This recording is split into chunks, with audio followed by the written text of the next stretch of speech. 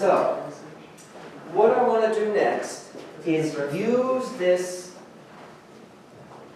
analytic form for the multiplicity of one Einstein solid, which we now have definitely demonstrated is clearly what we would categorize as a very large number, and show how when we put two Einstein solids together and let them come to thermal equilibrium, that we know, I want to demonstrate using this expression how we can show you mathematically that all you have to worry about is the macro state with the largest multiplicity. I've been saying that, right? But I want to demonstrate it with this equation. This equation is going to enable me to demonstrate it to you with numbers. Okay? So let me show you how that's going to work. So, 3. So now, consider a system with two Einstein solids. You just label them A and B. And each of them has a number of oscillators that's a large number. So capital N sub A is large compared to 1, and capital N sub B is large compared to 1. And, here by a comma, and a large number of energy quanta, Q total, which would be QA plus QB, that's large. Okay? That would be consistent with what I did up above to get to equation 2. But now I've got two solids. In the insulated box, they can exchange energy with each other, but that's it. Okay? Now, in order just to demonstrate for you that all we have to worry about is the macro state with the largest multiplicity, I'm going to make the next steps as devoid of complication as I can, getting right down to the simplest situation. So here's what I'm going to do. Okay? For simplicity, let the number of oscillators of the two solids be equal. Let's just call it N. It's the same for both. N's a large number. And let's take the total number of energy quanta to be 2N. It could be N, it could be 2N, but it's got to be a large number for Q total. Okay? So I'm going to take NA and NB both to be the same large number, and the total number of quanta is 2 times the number of oscillators. Okay? Okay. So here we go. I'm going to now write down the mathematical expression for the total multiplicity of the system in macro state QA. Now, you understand what I'm saying? Remember how we said in the two Einstein solid that we could delineate the macro states by just telling you what QA was? Because once I tell you QA, you know what QB is, because Q total is fixed. Okay? So let's write down the total multiplicity of this system for macro state QA. Okay? Omega total. Remember how we did that when I was showing you the spreadsheet on Tuesday? We just took the multiplicity for each solid individually and multiplied them together. Remember? So I would take the multiplicity for solid A with oscillators NA and quanta QA, and I would multiply that by the multiplicity of solid B with oscillators NB and quanta QB.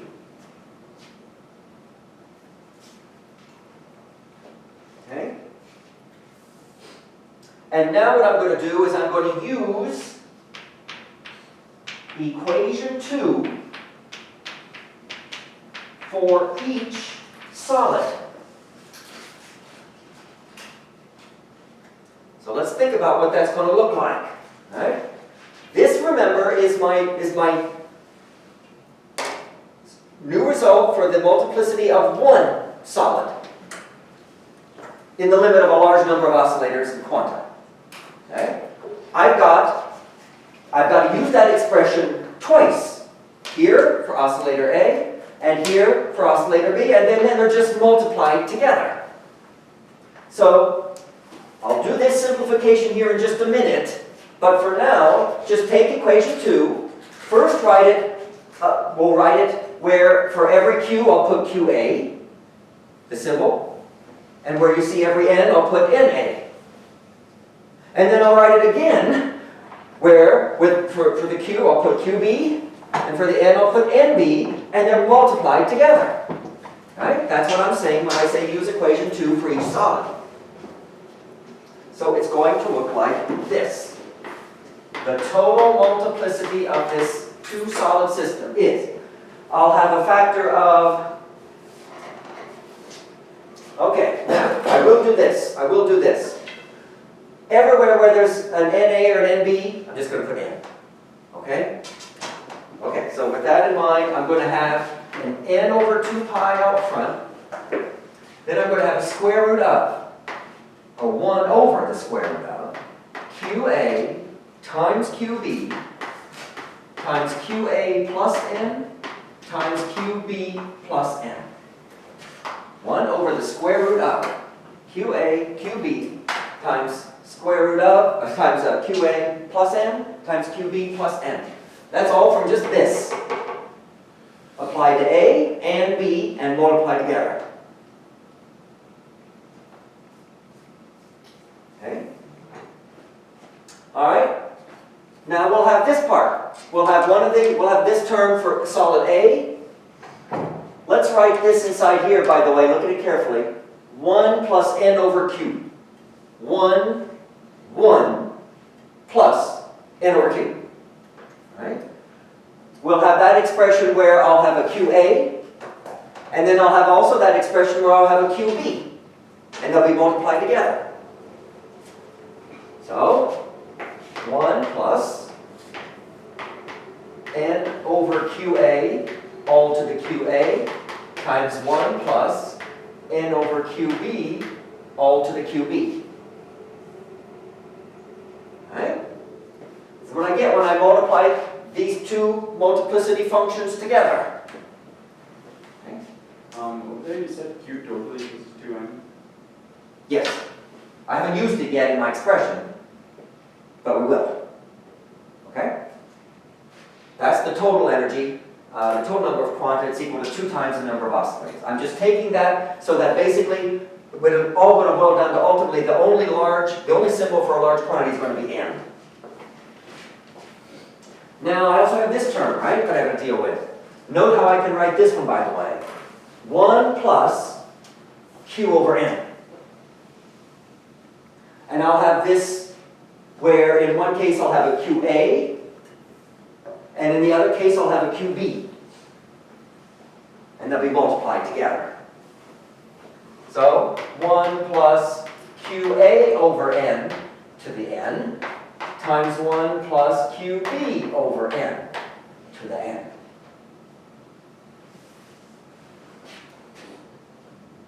Okay, that's equation 3. That is the total multiplicity of the solid for any macro state labeled by QA. You can pick any QA you want, and you can plug into that. Now, if that's, yes? For simplicity, could we just technically drop the left there and look at one of the radical? Yes, we could. Okay? You'll see soon that it is not going to be. Okay? Okay.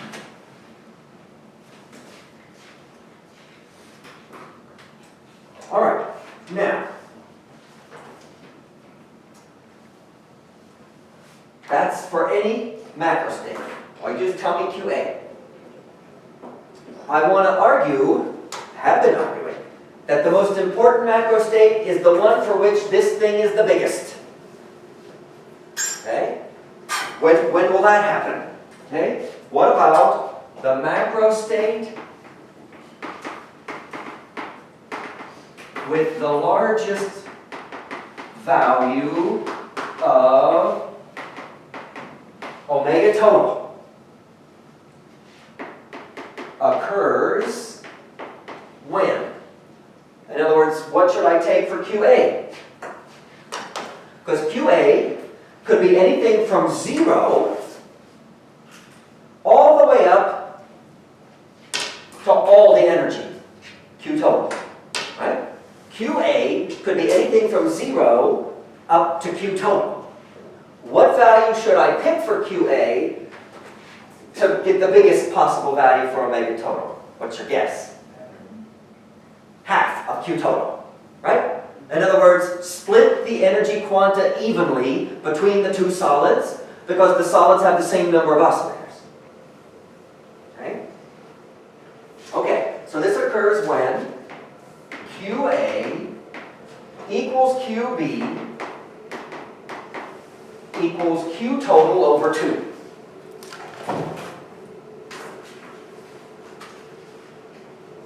Which is indeed N. By the way, if you're still a little dubious about that is the macro state, the QA value, that will make this as big as possible.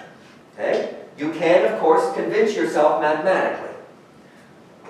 What you can do is think of the QA as being continuous. Technically, it's discrete between 0 and Q total. But Q total is huge, yes? Q total is huge. So the discrete integer steps going up to there are so small compared to Q total that you could just think of the Q as being continuous. And take the derivative of omega total with respect to QA, set it equal to 0, and solve for QA. Now, that's not so fun when there's a QA up in an exponent. So, to save us from that, first take the natural log of both sides. And then take the derivative with respect to QA, set it equal to 0, and solve for QA. And you will discover that it's QA equal to QB. Okay? Now this is under the assumption, remember, that the number of oscillators in the two solids are equal. Okay? But so I'm just going to state that. You can convince yourself on your own that it's true. That you get the largest multiplicity when the energy quanta are shared equally between the two solids. What does equation 3 reduce to or become?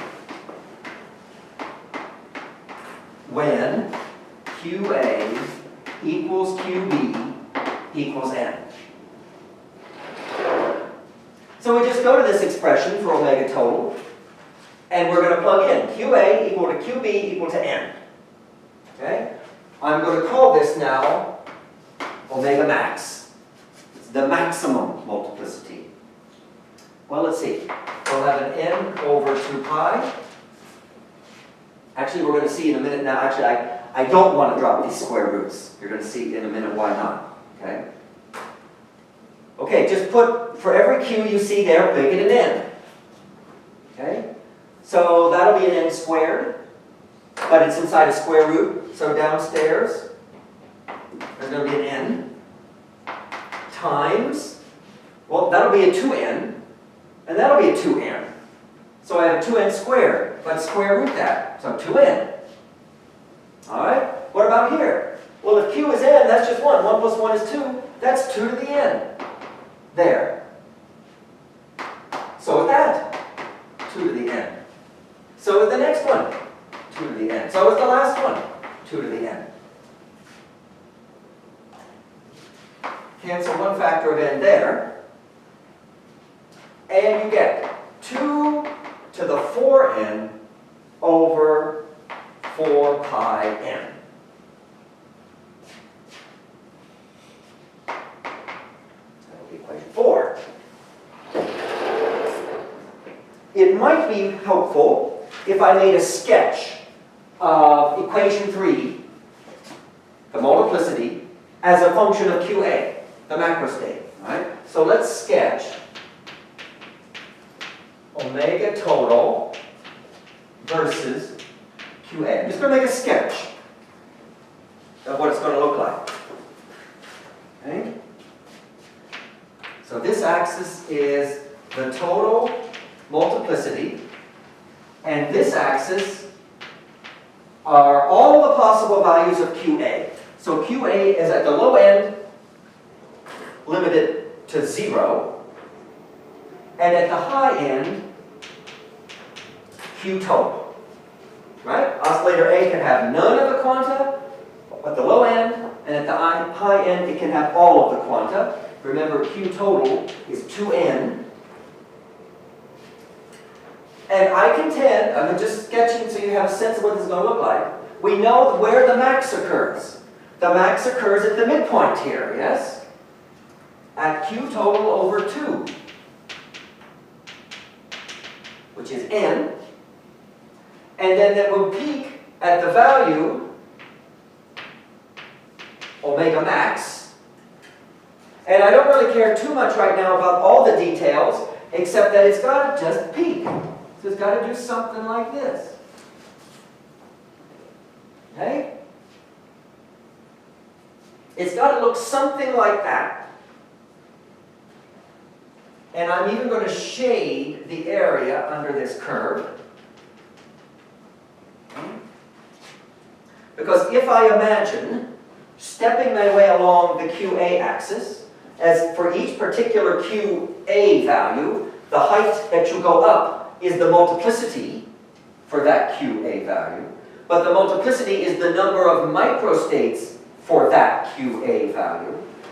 So it all boils down to the fact that the total area under this curve, adding up the heights of all the little rectangles of width 1, the total area of that curve is just the total number of microstates available.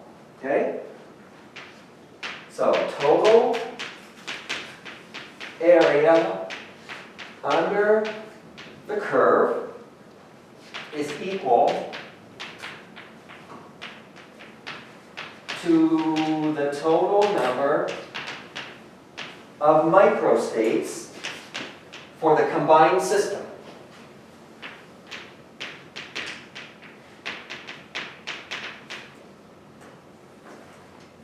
Because I'm just thinking of this as being approximated by a very large number of narrow rectangles, each of width 1, the height of which is the multiplicity for that Q, but the multiplicity is the number of microstates. So add up the area of all those rectangles, and that will be the total number of microstates. Okay? So I'm going to call that n micro.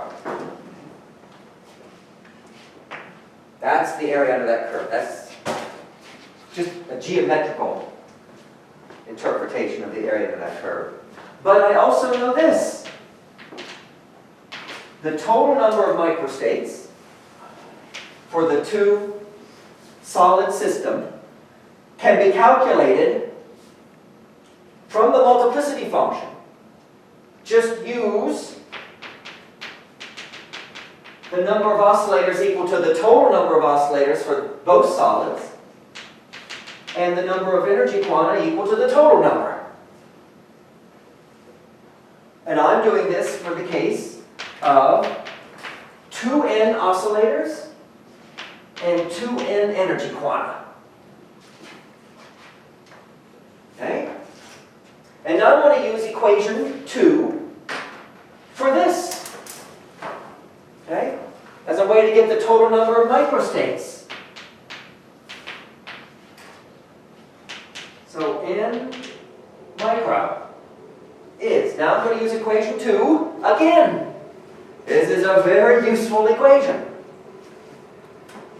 But now I'm using it to find the total number of microstates that are available, which is in essence the area under that sketch that I made. Okay? And so when I use equation 2, just got to make sure I use it right. Everywhere over there where there's an n, I'm going to put 2n. And everywhere over there where there's a q, I'm going to put 2n.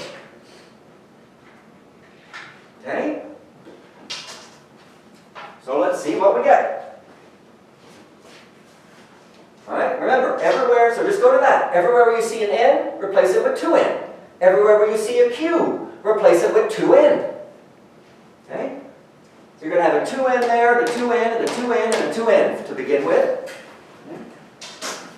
So that's going to be square root of 2N over 2 pi times 2N times 4N. That's inside the square root. Now what about this term and this term? Well, everywhere where there's a Q, I'm going to put a 2N. Everywhere where there's an N, I'm going to put a 2N. So this is 2N plus 2N over 2N. That's 2 to the 2N power. Okay? So 2 to the 2N. And that last term is going to end up being 2 to the 2N.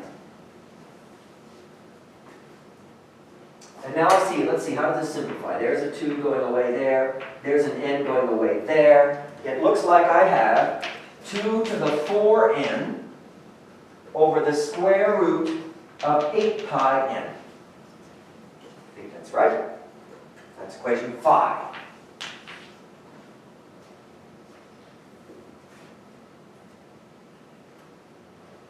Okay, now, just bear with me. I'm about ready to show you the upshot of all this. I want a way to characterize how narrow that peak really is. What I just drew here, if we're really talking about a value for the N that's a large number, what I drew there is very misleading. Okay? It's actually a much, much, much narrower peak than that.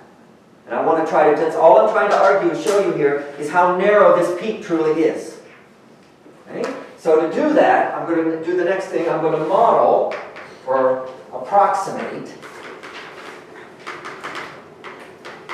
the sketch as a rectangle of height omega max and some width that I'm going to solve for, W.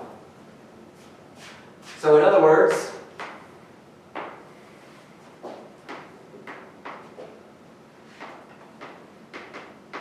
total 0, Q total over 2, which remember is equal to N. This is omega total, and the peak is at omega max. So now, I will just draw the sketch as a rectangle centered about where the center of the peak is, Q total over 2. Height, omega max, centered about Q total over 2. 0 everywhere else, with a width, W. Okay? And I'm going to choose W so that the area under this curve is the same as the area under this curve. The correct one. Correct. Okay? That's how I'm going to determine W. So we want the area under the curve to be equal to equation 5. Okay? That's my expression for the total number of microstates, n micro, and that's the area of that curve. So I want the area under this curve, right there, to be equal to equation 5. But the area under that curve, since I've approximated it as a rectangle, is easy. The area under the curve is the width times the height. Okay? W times omega max. And for equation 5, well, we know what that's got to be. We'll write that in a minute. Okay? Note, by the way, that I have an expression for the omega max. That's equation 4. So here where the omega max is, we're going to use equation 4. So I'm going to solve for the width of this peak by taking equation 5 divided by equation 4.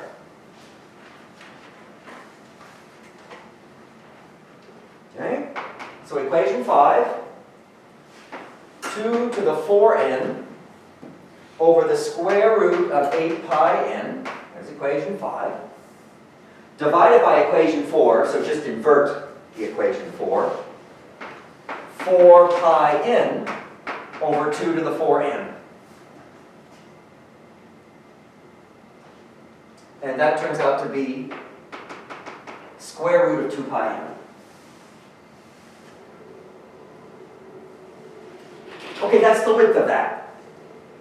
So far, that's the width of this peak. Now that may seem to you like, well, that doesn't seem that narrow. I mean, it's a square root of n, but the n is a large number. Okay? So you're talking about how this peak is supposed to be really, really narrow. Doesn't seem very narrow to me. Well, here's what you got to do. Okay? We'll ask ourselves the following question. All possible macro states, that would be QA ranging between 0 and Q total. What fraction of them, that's the important question, what fraction have reasonably large probabilities?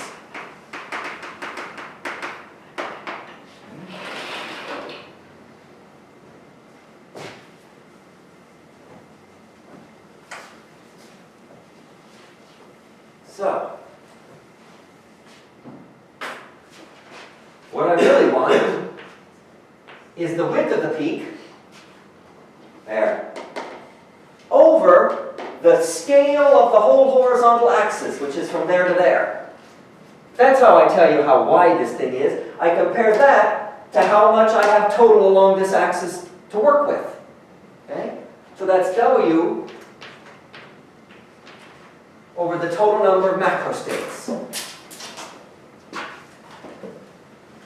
W, we just learned, goes like the square root of n. The 2 and the pi are not important. It's the n. Okay? And the number of macrostates, remember, Q total, that's how many there are out there, that's 2n. So what do I get? I get root pi over 2n. The point being that it goes like 1 over the square root of n.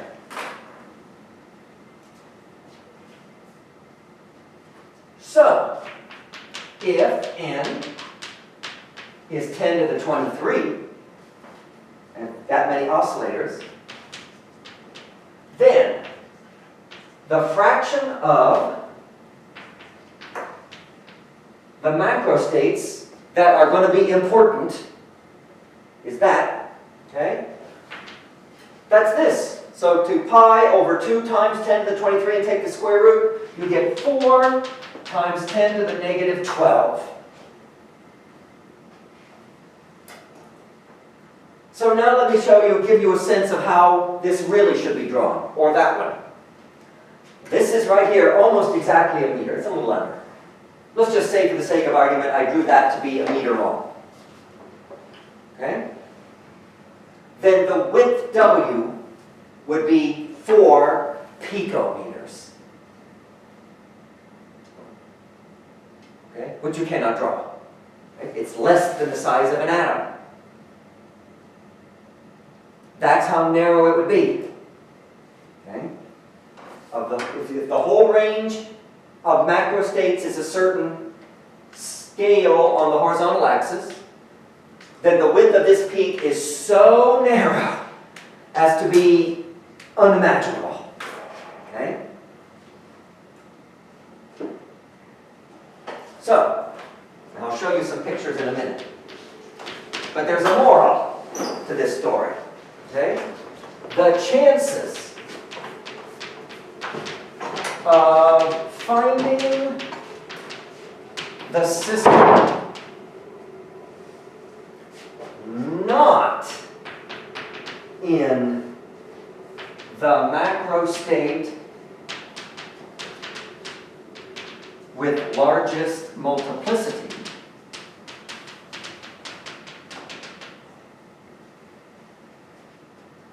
are outrageously small when n is a large number.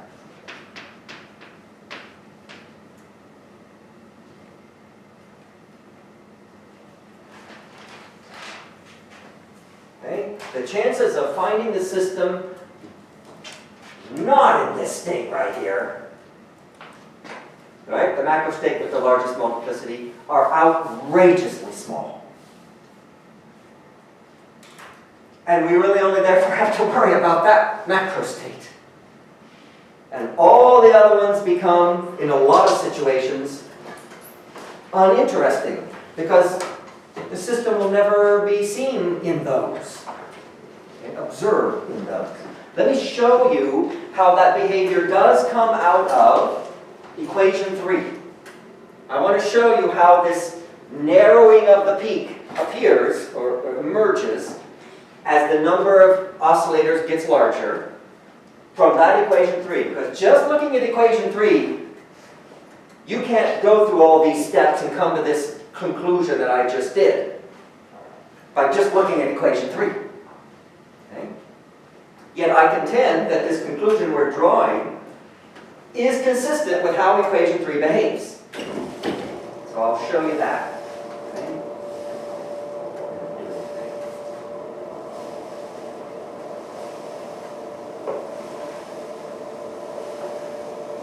So all I did, I've got it in a PDF file, but I saved it in the PDF. But I used Mathematica.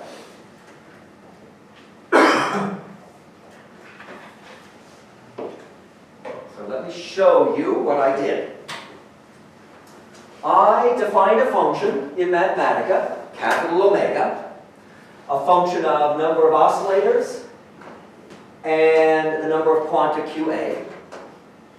Okay? And this expression right here is equation 3 under the assumption that NA and NB are both equal to N. Okay? And Q total is equal to 2N. Right? Up in here. So by the way, therefore, QB would be Q total minus QA. So here's equation 3, where there are only two inputs. N, that's either NA or NB, they're equal, and QA. Okay? So you got the N over 2 pi, you got the square root of QA, that's QB. Then you've got QA plus N. Then you've got QB plus N. Okay? Times 1 plus N over QA to the QA times 1 plus N over QB to the QB times 1 plus QA over N to the N times 1 plus QB over N to the N. Right? I just want you to see, I'm not playing any games here. This is exactly equation 3. And now I'm going to plot this function. I'm going to scale it by omega max, so that the maximum here is 1, no matter what I pick for the N and the QA. Notice omega max is given by equation 4. Right? So you can see, when I did the plot, in the first plot, I took N to be 100. Just a measly 100 oscillators in each solid. Okay? So this is omega with N equal to 100. We're going to plot it as a function of QA. And I scale here by omega max for N equal to 100. And I get this graph right here. So it's pretty interesting that this weird looking equation, when you plot omega total versus QA, does look like my sketch. It's got a nice peak at Q total over 2. And it's only for 100 oscillators, and it's not what I would call particularly narrow. So now let's go up to 1,000 oscillators in each solid. Still a long way from where we're going to end up, right? But a factor of 10 larger than before. Okay, so now I plot omega with 1,000 as a function of QA. Now the omega max you have to put in here n equal to 1,000. So it's going to be another peak with a total of a height of 1, but it's going to go now between 0 and 2,000. And it's going to peak at 1,000, and it looks like that. Note this size, just the distance from here to here, is about the same as from here to here. But the scale, the numbers are different. Okay? It's clearly getting narrower. So I went up one more factor of 10. Still a long way from where we're going to be, right? But we'll do 10,000 oscillators per solid, scaled by omega max. Okay? And now this axis here will go from 0 to 20,000, and the peak will be at 10,000, right at the midpoint. And it looks like, wait for it, looks like that. Okay? It is clearly getting narrower. And that's from that equation, before I started doing all these boards of discussion. Okay? Yes? Could you ever just approximate it as a delta function?